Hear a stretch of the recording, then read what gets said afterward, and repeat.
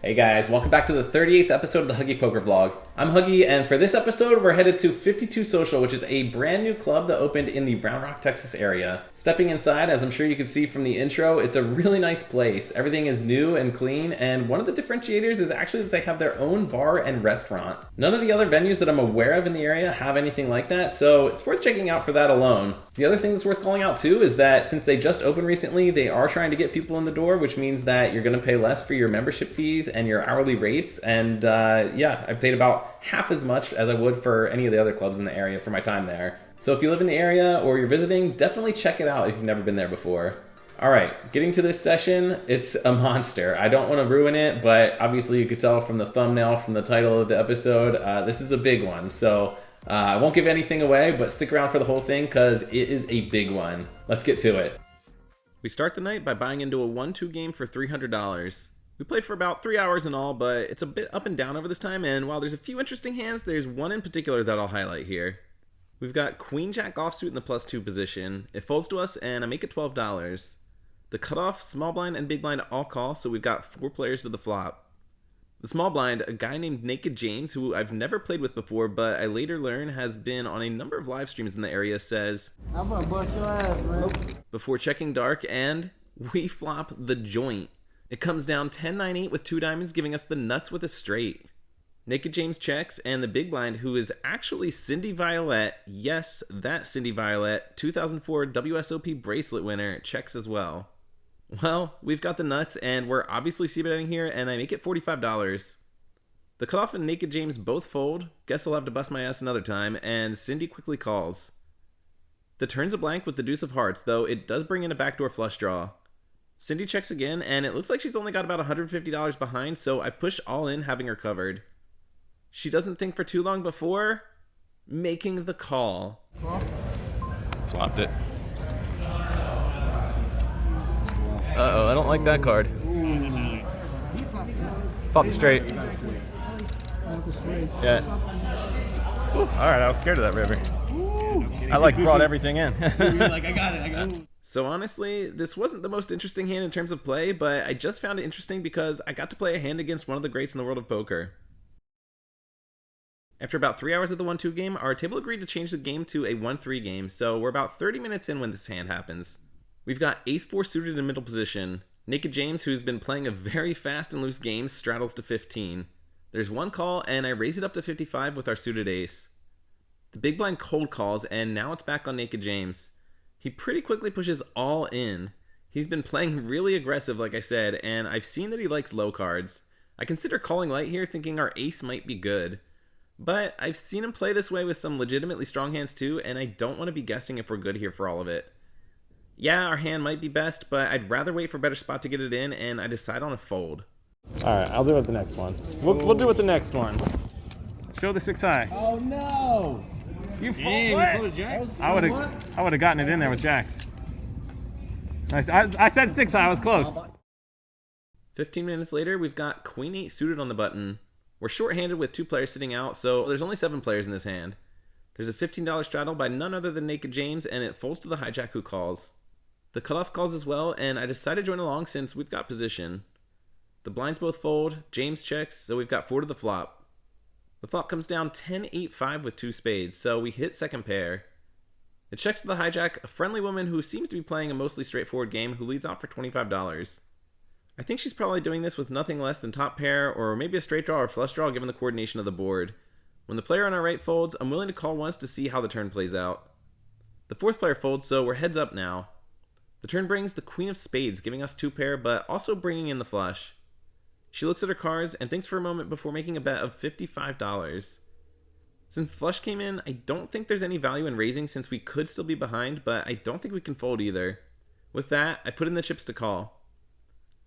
The river brings the ace of diamonds, which I'm not too thrilled to see since this could help a hand that had a pair on the flop with the backdoor nut flush draw, which would give her a better 2 pair. When she checks though, I'm definitely feeling better about our hand. I consider briefly betting for some thin value, but I don't want to take ourselves to value town unintentionally, so I ultimately go with a check.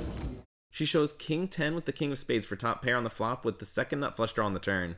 So our read was pretty close, but I don't think we missed out on too much value on the river since she's probably not calling for too much more with the ace out there. 20 minutes later, we've got ace 9 suited in middle position. It folds to us and I make it $20. Everyone else folds back to naked James in the big blind, who basically min clicks it, making it 45. 45? 45? What's that? 45. You got it? Do I have 45? I can afford 45. I know you can. What do you have? In my stack? What do you have? 2 cards. The flop comes down Jack 10-9 rainbow with 1 spade.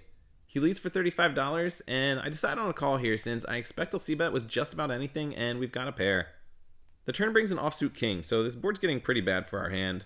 He quickly checks, and we could probably bluff here, but I'd rather just get to showdown rather than try to bluff this guy. I check back, and we head to an interesting river, which is an offsuit queen. So now there's a straight on the board, but we've got the nuts since we're holding an ace. I'm gonna check. That's so sick. Have you fucking murdered on the flop? Did you? Have you fucking murdered? You might still. No. Have you murdered on the flop? Wow. Big hand. That's the case 9. Unfortunately, he folds and we don't get any more value. 3 hands later, we straddle under the gun to $6. The +1, +2, and middle position players all limp, and naked James, who's in the hijack, raises to 40. It folds back to us, and we look down at Queen Jack offsuit. Honestly, I don't mind getting involved in a pot here with how aggressive he's playing, so I make the call. All 3 limpers call as well, so we've got 5 of us headed to the flop in a $200 pot. The flop comes down Queen 4 deuce rainbow, giving us top pair. I check first act, and it ends up checking through to James, who checks back. The river brings what looks like a brick with an offsuit deuce pairing the board. We could bet here, but there aren't too many river cards I'm worried about at this point, so I check again to see if anyone's willing to take a stab at it. It checks to the middle position player, who makes it $75. James folds, and we're definitely calling here with top pair. Everyone else folds, so I'm feeling pretty good about our hand. The river brings the 9 of diamonds, which shouldn't change anything, and I check for a 3rd time. Our opponent checks back, and I announce our hand. I got a queen. Good. 5 hands later, we've got ace queen offsuit in the cutoff. Naked James straddles to $10. Cyndy in the +1 seat raises it up to 30, and it folds to middle position on a right, who 3-bets to 70. This guy's playing a very straightforward game, and I don't think he's doing this without a big ace or pocket pair. I don't think we can just muck ace queen here though, even with the early position raise, so I opt to flat. It folds back to Cyndy, who calls, and we've got 3 to the flop. And I'd be lying if I said this wasn't a great flop, as it comes down Queen 4 ace rainbow, giving us top 2 pair. Cyndy checks to the player on our right, who makes a massive c-bet for $150. He's clearly very interested in his hand, and given which player this is, along with the action, my best guess is he's got ace-king. He's only got about 300 more behind, and with that, I think the best move is... All in? After about a minute, he puts the chips in to call. How many? How many here? All right. 1 or 2? Whatever you want. It's up to you. You tell me 2, it's okay. What? I was gonna, if you want to do 2, let's do 2. It's up to you. Go ahead, 2. All right. You call.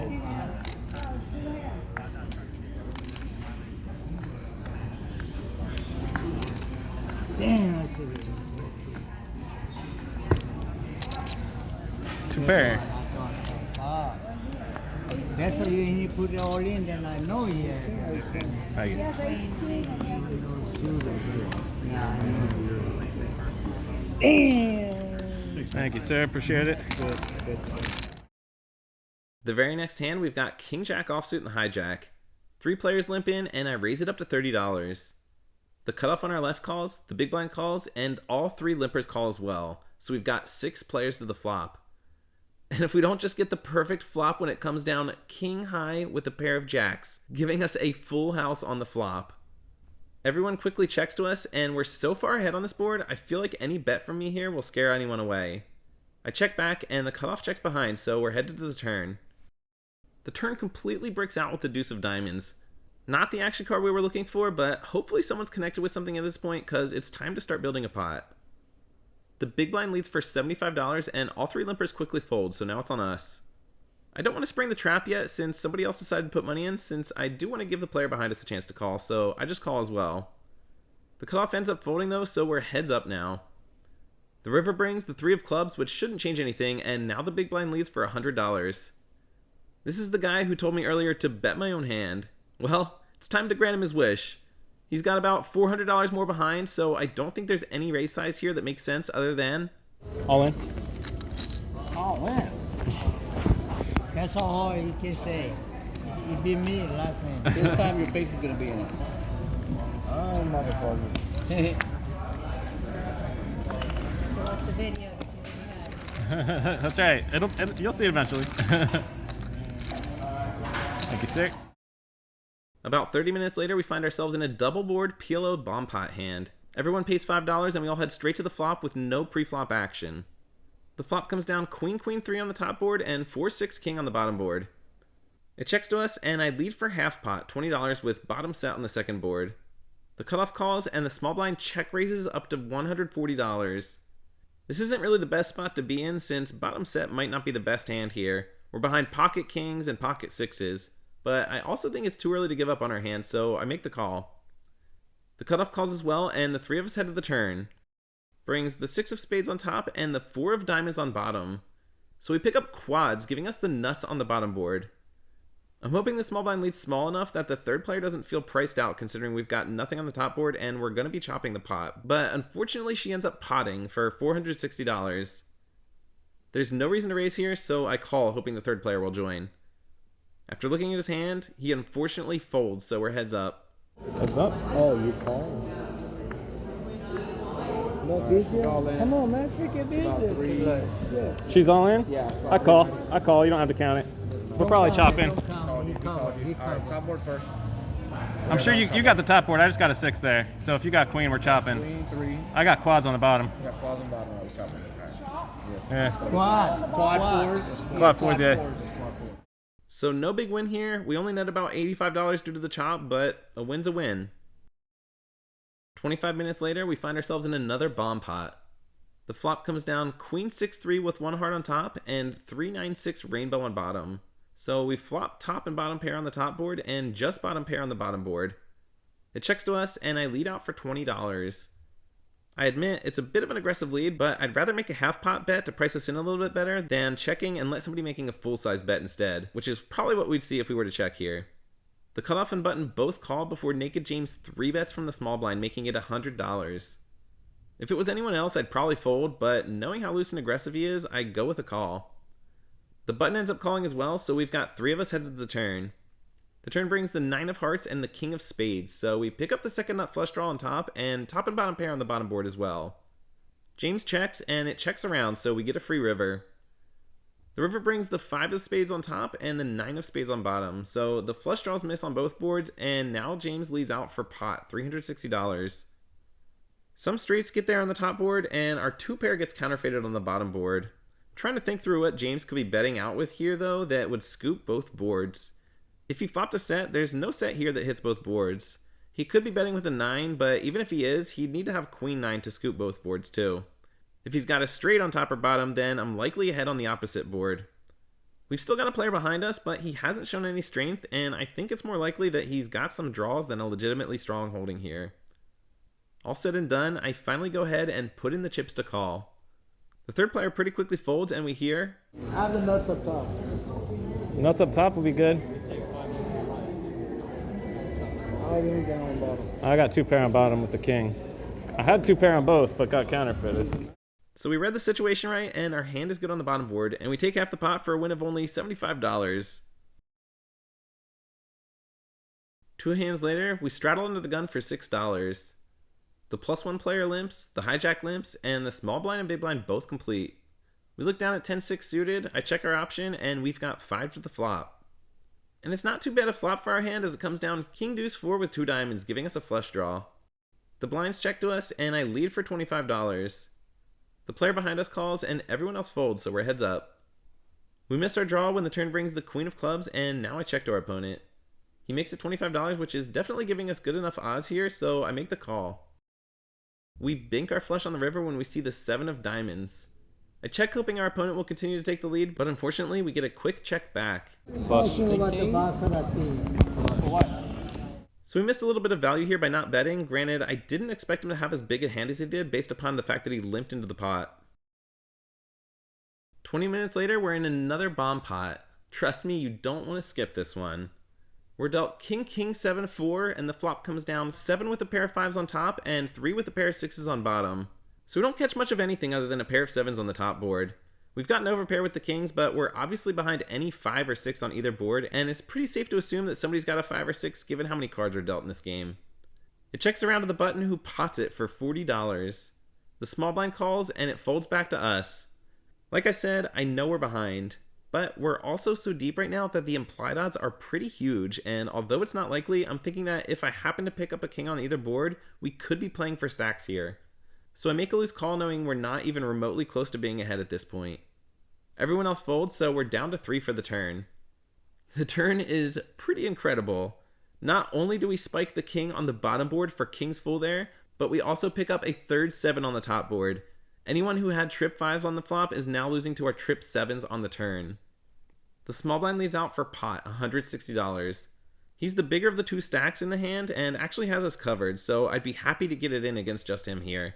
However, the third player on the button is clearly interested given that he potted it on the flop, and I want to give him a chance to stay involved, so I just go with a call here. It's music to our ears when the button announces... 900. He's only got 835 in front of him, putting himself all in. The small blind snap calls, and we're clearly getting the money in now. Pot, all in? All in, all in, all in. Now,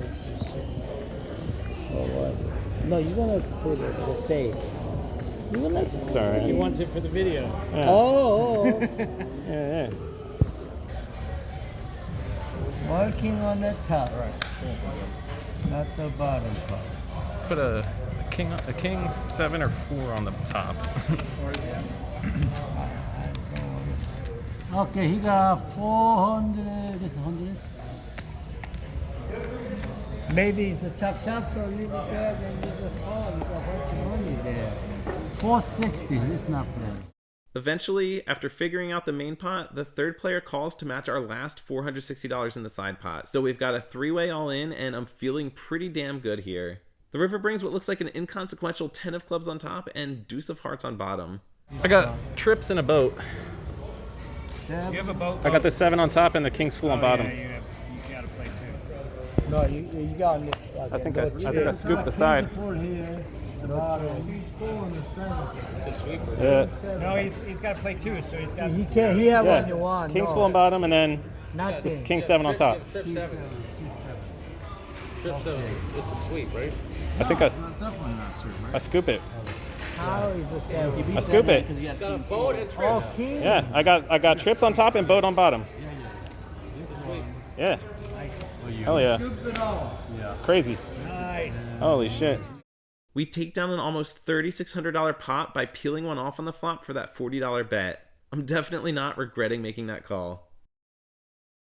4 hands later, it folds to the cutoff who limps in, and it folds back to us.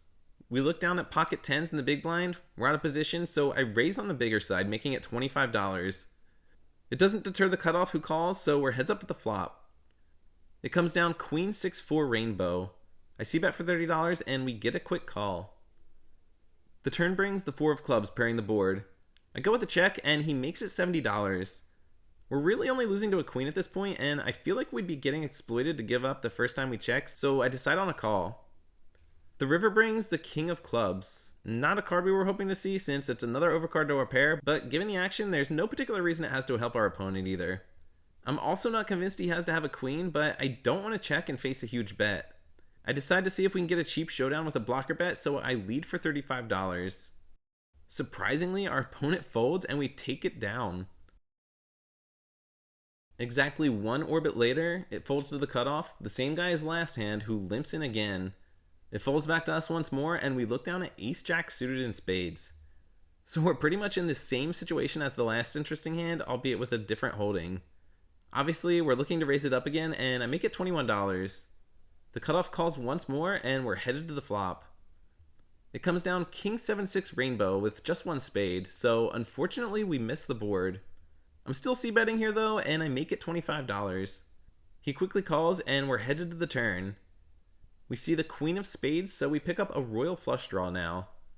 I think with the extra equity, this is one of the few spots I'm willing to double barrel, and I make it $50. He very quickly calls again, and now we're hoping to hit something. Unfortunately, the river blanks out with an offsuit 7. Given how quickly he called every street so far, I don't expect we're getting a fold here, so I check it over to him. He puts out a pretty large bet of $120. This is a spot in the past where I would have pretty much folded immediately, but I'm trying to piece together what this player is limping in with, calling down with so quickly, then willing to bet the river without having put in a raise at all. If he had a queen on the flop, this doesn't seem like a good river for him to value bet unless he has exactly king-queen. If he had 2 pair or a set at any point, I feel like we would have faced a raise.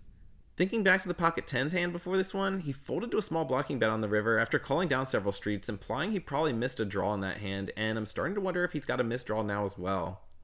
The only one that makes sense here would be a straight draw against the 7-6 on the flop, so maybe he's got a hand like 9-8 that was hoping to hit a straight and missed. I can't think of any other hand that makes sense, so finally I talk myself into a call. Alright.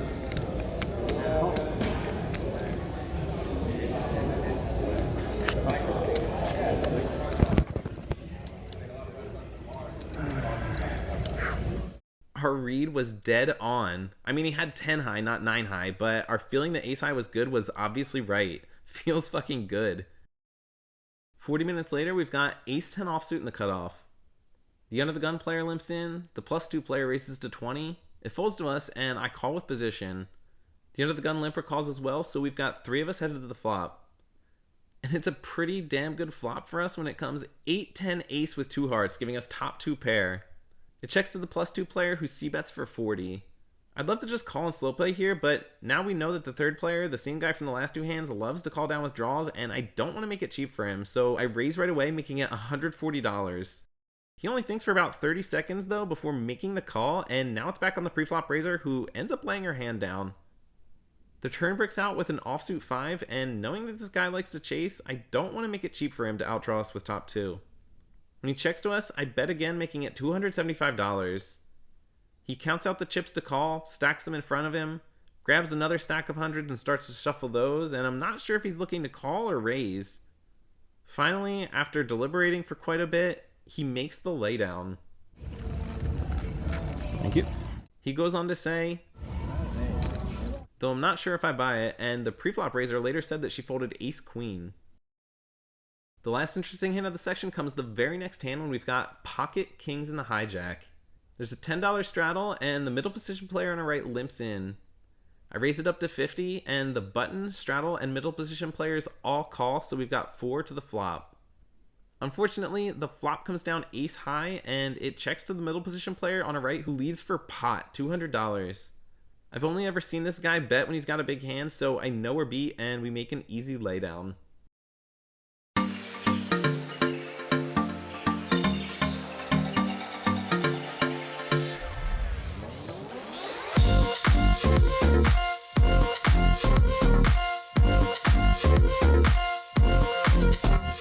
I gotta be real, I was on cloud 9 following this session. I mean, this is by far the biggest win I've ever had playing poker.